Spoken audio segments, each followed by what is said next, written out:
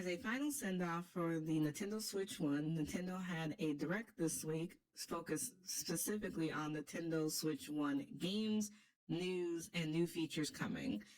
So as of March 27th, this is the current direct, and they went over quite a few games. I will admit we're obviously in the end of the Switch 1 era, so a lot of the games are remasters, farming sims, indie games that no one's ever heard of. It was a little bit uneventful, but I wanted to highlight the things that are eventful. So, of course, they confirmed that the Switch 2 Direct is still taking place on April 2nd, which is next Wednesday at the time of recording. They gave us a pretty extensive trailer on Metroid Prime 4. I know this game has been in the works for literally ever, and we haven't gotten any information about the game up until this point, but they did give us about a 3-minute trailer kind of going over some of the new features and the world. It really gave me Halo vibes. Now, I haven't played Halo in years, but that's kind of the vibes that I got from this new Metroid Prime 4. And just from what I've been seeing on Reddit, in the Nintendo Switch subreddit, people are also getting Halo vibes. Graphically, it's not the most stunning. It does seem like it's a little clunky. I'm assuming this is recorded on the Switch 1, which is probably why it looks like this graphically. They did not give us a very specific release date. It just says 2025. Now, we're already almost 4 months into the year. There's only 8 months left. I'm assuming that this may be a cross-generation game. So, for example, when the Wii U was at the end of its era and the Nintendo Switch was about to release back in 2017, they released the Breath of the Wild both on the Wii U and on the Switch 1. So I'm thinking that Metroid Prime 4 is going to be a cross-pack that same way. So it'll be released on the Switch 1 and also released on the Switch 2, which is why we didn't get a release date. I was surprised that it just said 2025 with not even a quarter, like is it the fall, is it the holiday, is it the summer? They kept it very light and very vague. I personally was excited about the Tamagotchi Plaza, which is a new entry in the Tamagotchi Life games. I know it's kind of quirky, kind of cozy, kind of lighthearted, but I always enjoyed those games back on the 3DS. We haven't had a new Tamagotchi game in a while, so I was excited to see a little teaser for that. They also gave us a bit more information about Pokemon Legends Z through A. So there was a Pokemon Direct on Pokemon Day, which was February 27th, and they didn't give us a release date at that point either. This time they did give us a release date saying that it's coming late 2025. Historically, the Pokemon games come around November. So just looking back at Pokemon games we've gotten in the Switch before, Pokemon Scarlet Violet came out November 18th of 2022, and Pokemon Sword and Shield came out November 15th of 2019. So to be safe, I would assume Pokemon Legends ZA is coming November of 2025. So it'll be a perfect holiday game when it does arrive. I was excited to see that come through. It's very interesting. They gave us a little bit more information about how battles will work at night. The wild areas will have people coming out to challenge you, and you move up the ranks from Z to A. I'm still surprised that all this takes place in one world. I feel like Pokemon Legends Arceus was more of an open world concept, and this one seems to be focused around this city. I'm not sure how I feel about it. Hopefully we'll get more information either in a future Pokemon Direct, in a specific Pokemon Legends ZA Direct, or just another Nintendo Direct in the near future. They did give us a little bit of information that had nothing to do with games. Nintendo was going to make some changes to the way the digital games work on the Switch 1, and assuming the Switch 2 as well. So now digital games are going to be converted to virtual game cards.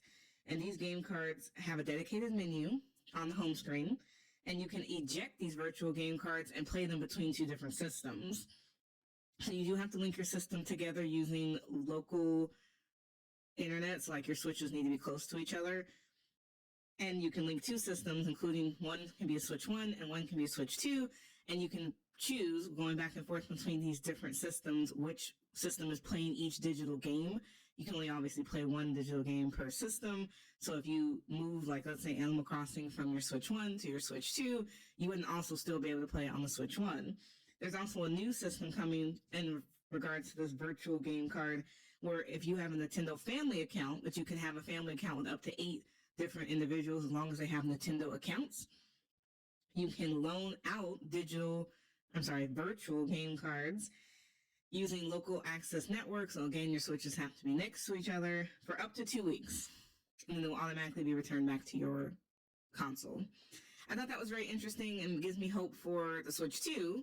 Obviously, you want to link your Switch 1 and Switch 2 together so that you can play your digital games. Now, Switch 2 has already been confirmed to be mostly fully backwards compatible. They have not told us what the exceptions are of what games will not be fully backwards compatible.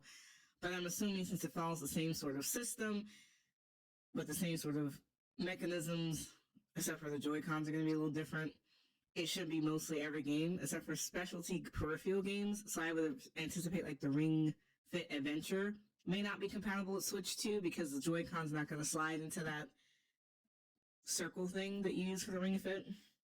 But we will see. So this whole update is supposed to come out late April. We should get more information by then. Hopefully we do. If not, they'll probably have some sort of FAQ on their website or whatever about these virtual game cards. This will be the first big update for the Nintendo Switch. We've gotten a bunch of other updates where it just says Nintendo Switch stability. This is the most stable game console I think I've ever had, with every update just providing more stability. So the late April update will actually give us new features. And I'm anticipating we'll get more new features as we get closer to the launch of Switch 2. Their final announcement that was game related was Tamagotchi Life, Living the Dream. Now, we have not gotten a new Tamagotchi Life game in 10 years. So this is super exciting. When I first saw the trailer, I actually thought it was Animal Crossing because the water and the island kind of reminded me of Animal Crossing New Horizons, which I thought was interesting because they have stopped supporting that game as of 2022. But nope, this is a new Tamagotchi Life using the Mii system. If you remember, the Mii system came out back in the Wii era, where you make your little Mii characters and you can play with other people. I'm very excited to see how this works out. I have not played a Tamagotchi game, like I said, in the 10 years. Now, the release date was vague. It says 2026. So I'm not sure if that's early part of 2026 or the latter part of 2026. But nonetheless, I'm super excited as it gives me Animal Crossing vibes with a little town on a little island where you can interact with each other. That does make me a little sad for the future of Animal Crossing. It makes me assume that Animal Crossing, whatever the new version will be for Switch 2, probably won't come out until 2027 because they're not going to want Tamagotchi Life and Animal Crossing competing with each other since they have the same kind of vibe. But let me know in the comments below, what do you think? And then their final announcement, which has nothing to do with games, was a new app called Nintendo Today. So it's an app you can get from either the iOS App Store or the Google Play Store if you're on Android phones. And this will give you daily news about anything related to Nintendo. So it may tell you gaming news. It may tell you about new updates, software, just cute little pictures and memes. And then as of April 2nd, it'll start giving you daily Switch 2 news, which will be great as we count down to the launch of the Switch 2 release. Overall, I think that this Direct was pretty mid. Most of the games were not that interesting to me. I don't even know if I'm interested in the Pokemon Legends Z-A or Metroid Prime 4. I need to see how it plays on the Switch 2, because graphically they don't look so great on the Switch 1. Tamagotchi Life is so far away that I can't even get excited about it because that's possibly a whole nother year from now. And I didn't see anything of the remasters, remakes, and farm sims that they also announced in this Direct that were worth purchasing. I think I'm going to hold off and wait for next week's Direct to see what's coming to the Switch 2.